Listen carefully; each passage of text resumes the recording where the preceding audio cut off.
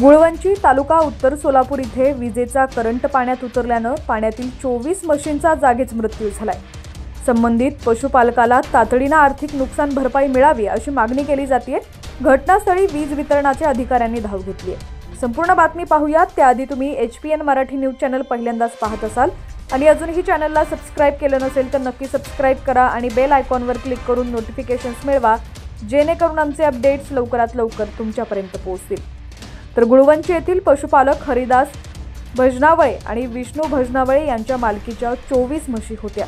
गुरुवारी 4 तारखेला नेहमीप्रमाणे म्हशी चारण्यासाठी भजनावळे गावाबाहेर जात होते। गावाजवळील ओढ्यात विजेची तार तुटून अगोदरच पडली होती, त्यामुळे ओढ्यात साठलेल्या पाण्यात करंट उतरला होता। याचा अंदाज पशुपालक भजनावळे यांना आला नाही। त्यांना काही समजण्याच्या आत पाण्यात उतरलेल्या म्हशी गतप्राण झाल्या होत्या। भजनावळे यांच्या ही बाब लक्षात येताच त्यांनी उर्वरित म्हशींना पाण्यात जाण्यापासून रोखलं, त्यामुळे त्यांच्या 4 म्हशींचा जीव वाचलाय। या घटनेची तात्काळ कल्पना महसूल प्रशासनाला देण्यात आली आहे। आता महसूल प्रशासनाने पंचनामा करून नैसर्गिक आपत्तीच्या निधीमधून संबंधित पशुपालकाला तातडीने आर्थिक भरपाई द्यावी अशी मागणी होती आहे।